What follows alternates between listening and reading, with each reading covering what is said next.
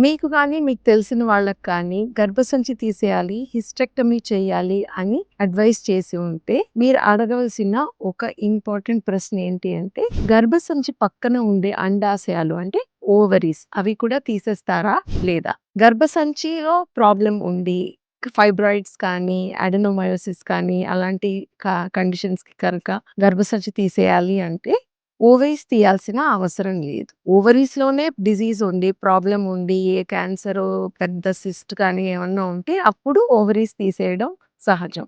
కానీ గర్భసంచికి ఉన్న ప్రాబ్లమ్‌కి అండాశయాలు తీయాల్సిన అవసరం లేదు. ఎందుకంటే ఈ అండాశయాల నుంచి వచ్చే హార్మోన్స్ అంటే ఓవేరియన్ హార్మోన్స్ ఈస్ట్రోజన్, ప్రొజెస్టెరాన్ వల్ల మన బాడీకి చాలా ప్రొటెక్షన్ ఉంటుంది. అంటే ఎముకలు చాలా బలంగా ఉండడం, హార్ట్‌కి ప్రొటెక్షన్ వీటి వల్ల ఉంటుంది. అది కంటిన్యూ అవుతుంది. హిస్టెక్టమీ అయ్యాక కూడా.